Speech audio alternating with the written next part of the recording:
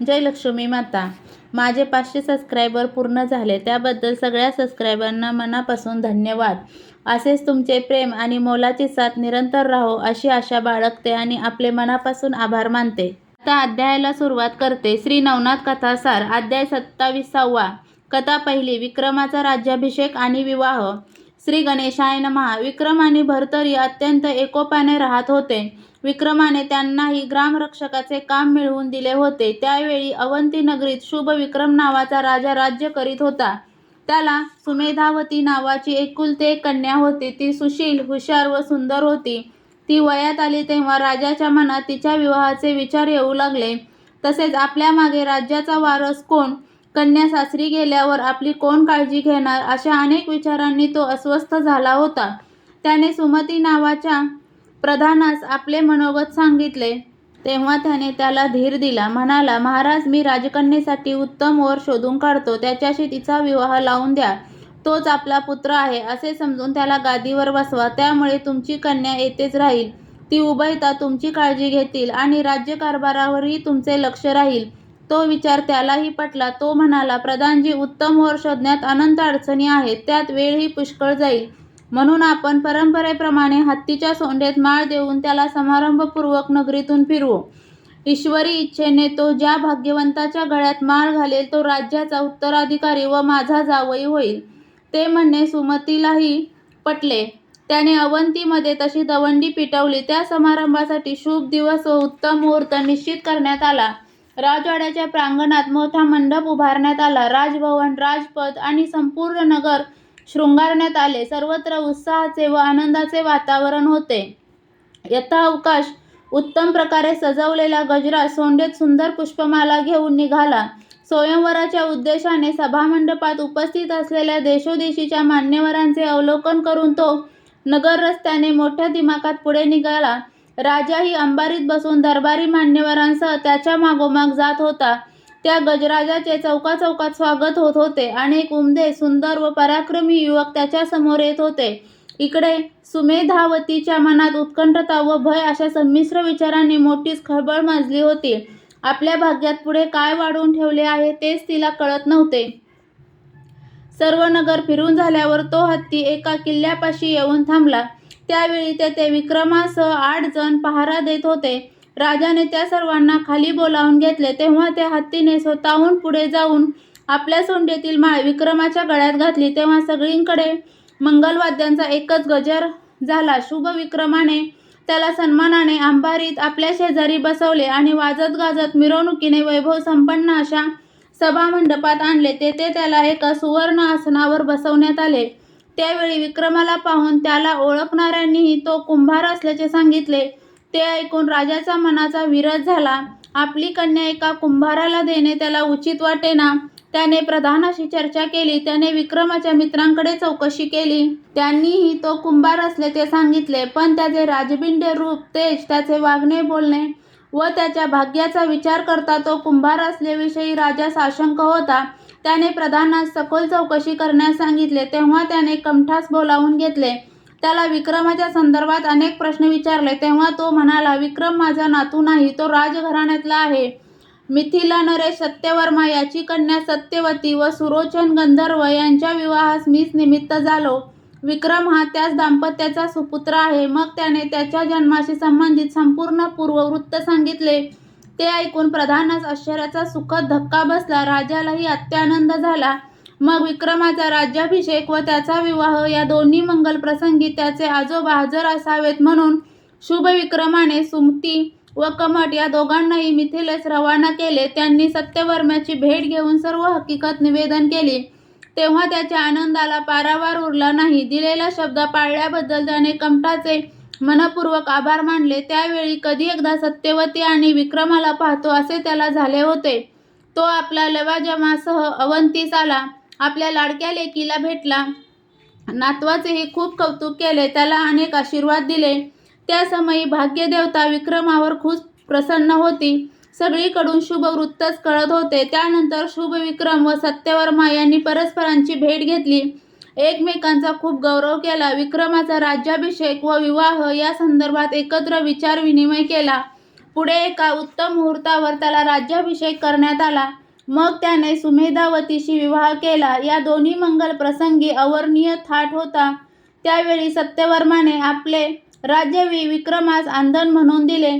अशा प्रकारे एक सामान्य ग्रामरक्षक असलेला विक्रम दोन्ही राज्यांचा अधिपती झाला. त्याच्या भाग्योदयास भर्तरी कारणीभूत झाले, म्हणून त्याने त्यांचाही मोठा सन्मान केला. त्यांना युवराज केले. ते दोघे परस्परांच्या विचाराने राज्यकारभार पाहू लागले. कथा दुसरी, भर्तरींचा विवाह. पुढे काही दिवसांनी सुमती प्रधानाच्या मनात आपल्या पिंगला नामक सुंदर सद्गुणी कन्येचा भर्तरींशी विवाह करून द्यावा अशी इच्छा उत्पन्न झाली. हा मनोदय त्याने विक्रमाला सांगितला. त्याने भर्तरींशी बोलणे करून त्यांचा विचार जाणून घेतला. पिंगलेची संमती होतीच, म्हणून विवाहाची तिथी व मुहूर्त निश्चित करण्यात आला. त्याच सुमारास सुमतीच्या परिटाने त्याला भर्तरी कोण आहे, त्यांची जात कोणती आदी चौकशी करून मगच त्यांना आपली कन्या द्या अशी सूचना केली. त्यामुळे तो संशयग्रस्त झाला. त्याने कमठ, सत्यवती व विक्रम यांच्याकडे त्या संदर्भात विचारणा केली असता कोणीही त्यांच्याविषयी समाधानकारक माहिती देऊ शकले नाहीत. तेव्हा त्याने भर्तरींनाच त्यांचे पूर्ववृत्त विचारले. ते म्हणाले, प्रधानजी, मी सूर्याचा पुत्र आहे. मी भर्तरी पात्रात जन्मलो, म्हणून माझे नाव भर्तरी ठेवण्यात आले. शिशु अवस्थेत एका हरणीने स्वतःचे पाडस समजून मला वाढवले. जयसिंग भाट व त्याची पत्नी रेणुका यांच्यामुळे मी माणसांमध्ये आलो. काही काळाने त्यांच्या मृत्यूनंतर मी व्यापाऱ्यांसमवेत अवंतीस आलो. तेव्हापासून आजपर्यंत विक्रमाबरोबरच राहतो आहे.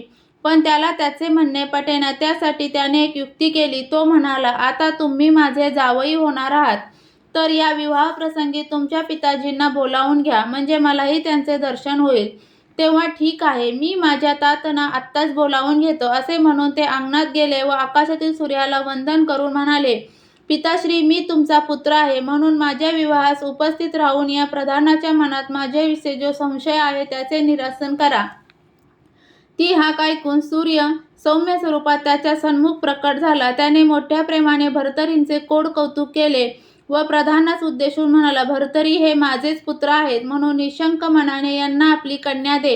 हे लग्न कार्य यशस्वी होईल. त्या प्रसंगी मी आलो तर लोकांना माझा ताप सहन होणार नाही, म्हणून आग्रह करू नकोस. मी विक्रम पिता सुरोचन गंधर्वास पाठवतो, देवांनाही पाठवतोय. ते विवाह प्रसंगी पुष्पवृष्टी करतील. त्यामुळे लोकांच्या मनातही कुशंका राहणार नाही. ते ऐकून त्याला अत्यानंद झाला. त्याचा सर्व संशयच गेला. त्याने सूर्यदेवास नमस्कार केला आणि मोठ्या उत्साहाने लग्नाच्या तयारीला लागला. पिंगला व भर्तरी यांचा विवाह मोठ्या थाटामाटात पार पडला. मंगलाष्टके होऊन ब्राह्मणांनी टाळ्या वाजवता स्वर्गस्थ देवांनी पुष्पवृष्टी करून वधूवरांना आशीर्वाद दिले. तो विवाह सोहळा 5 दिवस चालला होता. सुरोचन गंधर्व मनुष्य रूपाने सीमंत पूजनापासूनच उपस्थित होता. त्याने आपली पत्नी सत्यवती, पुत्र विक्रम व सुष्णा सुमेधावती यांची भेट घेतली. त्याच्या उपस्थितीने सर्वांनाच मोठा आनंद झाला. त्याने प्रधानाच्या भाग्याचे कौतुक करून भर्तरी हे द्रुमिल नारायणांचा अवतार असल्याचे सांगितले. ते ऐकून तो धन्य झाला. या विवाह सोहळ्यात सुरोचन व सत्यवती यांनीच भर्तरींच्या मातापित्याचे कर्तव्य पार पाडले. त्या सर्वांच्या सहवासात महिनाभर राहिल्यावर त्याने स्वस्थानी प्रस्थान केले. तिसरी, श्री दत्तप्रभू भर्तरी भेट. दिवसामागून दिवस जात होते. पिंगला व भर्तरी एकमेकांच्या सहवासात आनंदाने कालक्रमणा करत होते. पुढे त्यांनी अनेक विवाह केले. त्यांना एकूण 1200 बायका होत्या, पण पिंगला हीच त्यांची पट्टराणी होती. तिच्याविषयी त्यांना क्षणभरही चैन पडत नसे आणि तिला पाहिले नाही तर दिशा भकास वाटत असत. त्यामुळे दरबारात असले की ते वारंवार घरी जाऊन तिला पाहून येत असत. हेच दुसऱ्या शब्दात सांगायचे झाल्यास तिच्या सहवासाने त्यांना व्यसनच लागले होते असे म्हणता येईल. असो, अशा प्रकारे प्रपंच करण्यात आणि नानाविध सुख उपभोग घेण्यात भर्तरींचे अर्धे आयुष्य खर्ची पडले. एके दिवशी ते मृगयेसाठी अरण्यात गेले असताना त्यांना पाहून सूर्याच्या मनात विचार आला, कुठे माझे पुत्र अगस्ती आणि कुठे हे भर्तरी. अगस्तींनी तपश्चर्या करून ईश्वर प्राप्ती करून घेतली. त्यांच्या जन्माचे सार्थक झाले. पण यांचे काय? भोगविलासात गुंतून हे आपले कर्तव्य विसरले आहेत. आता काय करावे म्हणजे हे जन्म सार्थकतेच्या पुरुषार्थाकडे वळतील. त्यानंतर पुत्राच्या उन्नतीसाठी तळमळणाऱ्या सूर्याने सौम्य रूप धारण करून श्री गुरुदेव दत्तात्रयांची भेट घेतली, त्यांची मनोभावे स्तुती केली व म्हणाला, महाराज, माझे पुत्र भर्तरी द्रुमिल नारायणांचे अवतार असूनही अज्ञानरूपी अंधकारात खितपत पडले आहेत. स्वहिताला पारके झाले आहेत. वेळीच सावध केले नाही तर त्यांचे मोठेच नुकसान होईल, म्हणून त्यांना वाचवा. तुमच्या कृपेने त्यांच्या जन्माचे कल्याण व्हावे अशी माझी इच्छा आहे. तेव्हा ते म्हणाले, मित्रा, तुला पुत्राची काळजी वाटणे स्वाभाविक आहे, पण चिंता करू नकोस. मी भर्तरींना चिरंजीव करीन, त्यांचे कल्याण करीन, त्यांना उदंड कीर्ती मिळवून देईन आणि जगत कल्याणाचा मार्ग दाखवीन. तू मला आठवण करून दिलीस, हे फारच चांगले झाले. आता त्यांच्या उद्धारासाठी काय करायचे ते मी पाहतो. त्या अभिवचनाने तो स्वचित्तीत झाला आणि त्यांना वंदन करून आपल्या लोकी गेला. इकडे चैत्रातील रणरणत्या दुपारी शिकारीच्या मागे धावून धर्तरी व त्यांचे सैन्य अगदी थकून गेले होते. प्रत्येकजण तहानेने कासावीस झाला होता आणि शिकारीचा नाद सोडून पाण्याचा शोध घेत होता. शेवटी त्यांचे सर्व सैन्य इतके हवालदिल झाले की काही जणांना अक्षरशः मूर्छा आली, तर काहींनी आपली लघवीच प्राशन केली. तोंडाला कोरड पडून व्याकुळ झालेले भर्तरी पाण्याच्या शोधात हिंडत होते. ती त्यांची दैन्य अवस्था पाहून दत्तात्रय त्वरेने त्या ठिकाणी आले. त्यांनी जवळच एक मायावी सरोवर उत्पन्न केले आणि तेथेच एक पर्णकुटी निर्माण करून विश्रांती घेत बसले. काही वेळाने भर्तरी एकटेच तेथे आले व सरोवर पाहून पाणी पिण्यासाठी धावले. तेव्हा श्री गुरु मोठ्याने ओरडून म्हणाले, खबरदार, पाण्याला हात लावाल तर. तुम्ही कोण आहात? तुमचे नाव काय? तुमचे आईवडील कोण? गुरु कोणते? आधी सांगा, अन्यथा पाणी पिताच तुमचे प्राण जातील. त्यावेळी त्यांचा रुद्रावतार पाहून ते गप्पच बसले. मग काकुळतीला येऊन त्यांचे पाय धरले व म्हणाले, महाराज, मी भर्तरी सूर्यपुत्र आहे. मी अवंतीचा युवराज असून आजपर्यंत गुरु केलेला नाही. तेव्हा ते संतापाने म्हणाले, काय, तुम्ही अजूनही गुरु उपदेश घेतलेला नाही? याचा अर्थ तुम्ही भ्रष्ट आणि अपवित्र आहात. तुमचा जन्म व्यर्थ आहे. तुमच्या स्पर्शाने हे सरोवर आटून जाईल आणि तसे झालेच तर माझा क्रोधाग्नी तुम्हाला ससैन्य भस्मसात करेल. तेव्हा ते म्हणाले, महाराज, इतके निष्ठुर होऊ नका. तहानेने माझे प्राण कंठाशी आले आहेत. आता तुम्हीच मला अनुग्रह द्या आणि पाणी पाजून माझा जीव वाचवा. त्यावर श्री गुरु म्हणाले, अरे वा, जीवावर बेतल्यावर तुम्हाला गुरु उपदेश हवा? उपदेश असा वाटेवर पडलाय काय? अहो, माझा अनुग्रह प्राप्त व्हावा म्हणून ब्रह्मादी देवही खेटे घालतात. तेथे तुमची काय कथा?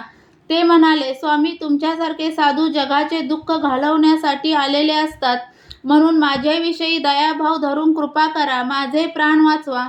श्री गुरु म्हणाले, पण तुमचे पापच इतके आहे की त्याचा निचरा झाल्याशिवाय मी तुम्हाला अनुग्रह देऊ शकत नाही. तुम्ही 12 वर्षे तपश्चर्या करा, मग विचार करीन. ते म्हणाले, 12 वर्षे? पण आता माझा प्राण जातो आहे, त्याचे काय? आता जीव वाचला तरच काही उपयोग. श्री गुरु म्हणाले, त्यावर उपाय आहे. मी पुढे 12 वर्षे तपश्चर्या करीन असा तुम्ही संकल्प करा, म्हणजे त्या संकल्पाने पुण्यवृद्धी वाढून तुम्ही पाणी पिण्यास योग्य व्हाल. ते म्हणाले, पण हे एकदम कसे शक्य आहे? माझी प्रापंचिक कर्तव्ये अजूनही पार पडलेली नाहीत. तसेच गृहस्थाला ज्या ऋणातून मुक्त व्हायला हवे ती सर्व ऋणे अजूनही तशीच आहेत. म्हणून प्रपंच त्याग करून मी संन्यास घेऊ शकत नाही. माझ्याकडून गयाश्राद्ध, पुत्रप्राप्ती व त्याचा विवाह एवढी कार्ये झाल्याशिवाय मी पुढील कार्यासाठी मोकळा होऊ शकत नाही. म्हणून मला 12 वर्षांची मुदत द्या, त्यानंतर मात्र मी तुमच्या म्हणण्याप्रमाणे. श्री गुरु म्हणाले, ठीक आहे, मग माझ्यासमोर तसा संकल्प करा. तेव्हा त्यांच्या इच्छेनुसार भर्तरींनी हातावर उदक घेऊन तसा संकल्प करताच त्यांनी आपला वरदहस्त त्यांच्या मस्तकावर ठेवून त्यांना मंत्रोपदेश केला. मग स्वतःची ओळख सांगितली. तेव्हा आपल्यासमोर साक्षात दत्तात्रय महाप्रभू उभे आहेत हे जाणून त्यांचे हृदय भरून आले. त्यांना स्वतःच्या भाग्याचा हेवा वाटला आणि दुसऱ्याच क्षणी त्यांनी त्यांच्या पावन चरणांना मिठी मारली. त्यावेळी गुरुदेवांनी आपली माया आवरली आणि ते सरोवरासह गुप्त झाले. तेव्हा भर्तरींनी त्यांना आर्ततेने धावा केला. त्यांना स्वतःचे व सैन्याचे प्राण वाचवण्याची विनंती केली. तेव्हा त्यांनी भोगावती नदीचे उदक व कामधेनूपासून अन्न अशी व्यवस्था करून त्या सर्वांचे प्राण वाचवले. ती मंडळी तृप्त झाल्यावर भोगावती व कामधेनू आपापल्या स्थानी गेल्या आणि श्री गुरूंचे स्मरण करत भर्तरीही अवंतीकडे निघाले. अध्याय 27वा समाप्त. नवनाथ कथासार यातील 27वा अध्याय वाचनाने किंवा ऐकण्याने मिळणारी फलश्रुती म्हणजे हरवलेली वस्तू व पूर्वीचा नाहीसा झालेला अधिकार परत मिळेल. नवनाथ कथासार यातील अध्याय तुम्हाला ऐकायला आवडत असतील तर चॅनलला सबस्क्राईब करा, व्हिडिओला लाईक आणि शेअर करा. धन्यवाद.